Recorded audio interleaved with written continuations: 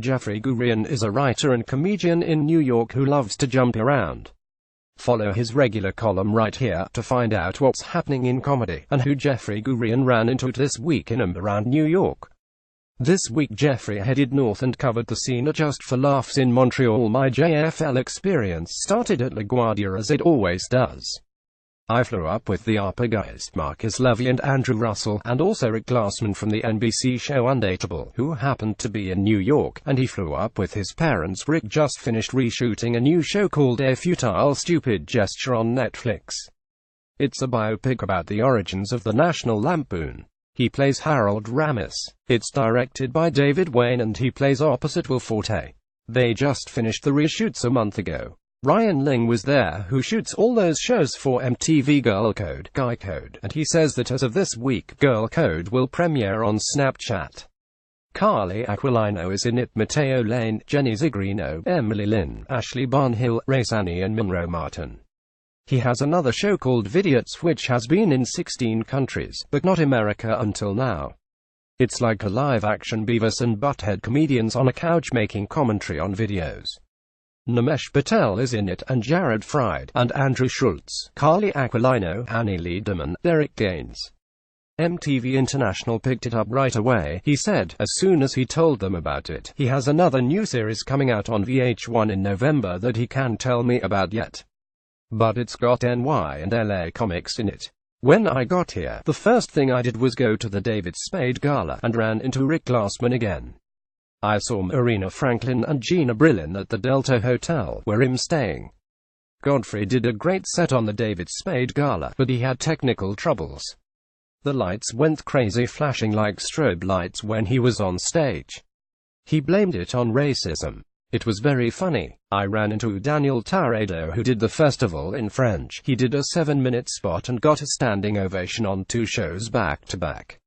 He was born in Montreal and moved to New York 7 years ago. Then moved back to Montreal. He's fluent in French, Spanish and English. Later, we hung out in the bar with Colin Jost and Michael Che. Colin did Goddamn Comedy Jam and he did The Last Night by The Strokes.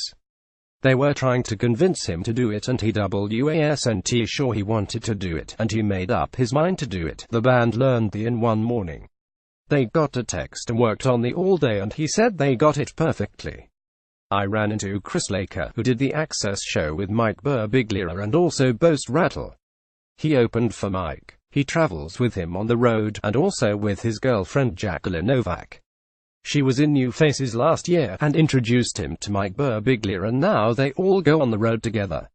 Very late at night, Kevin Hart came in and held court in the lobby, surrounded by security. I saw security first and figured Kevin's got to be in there, and he was, with Russell Peters and Brian Callen, and they were very strict about who came in. Tony Rock came by with Sherrod Small to say what's up, but he was basically hanging with Russell and Brian. I went over to say hi, they let me in, it was very cool.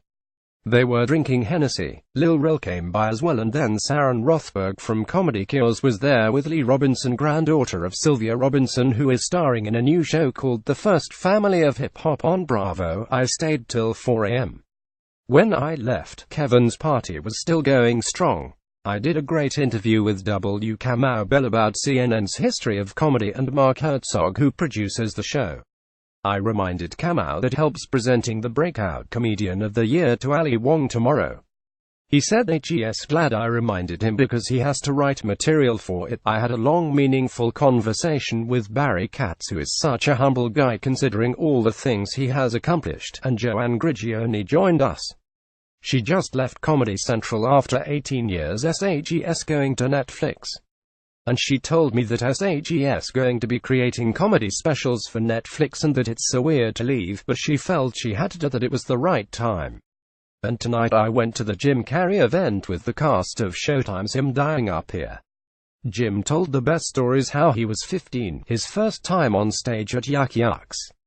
His parents bought him a polyester suit and he imitated people on the Carol Burnett show.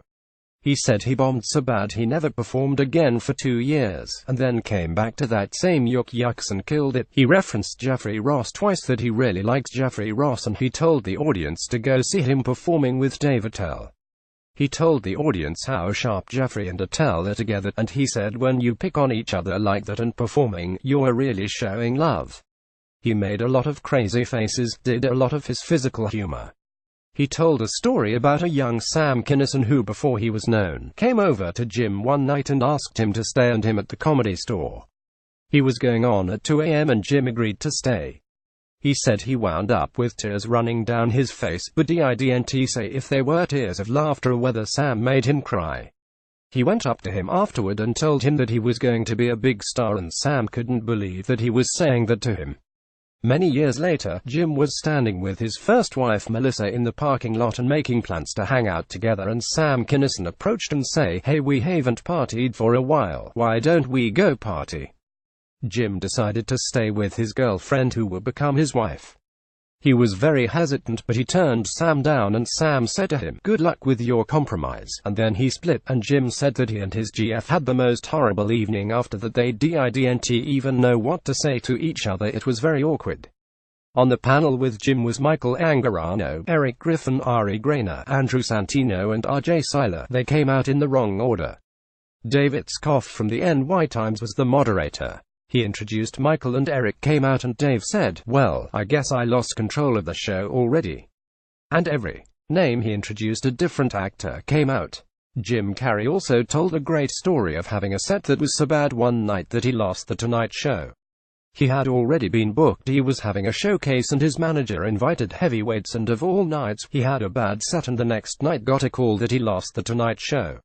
He said he had to really shift his thinking, so it would destroy him. Sometime afterward, he got his own show on NBC and wound up getting the Carson show because of that and got to sit on the couch with Johnny. Jim was very thoughtful and insightful the entire evening.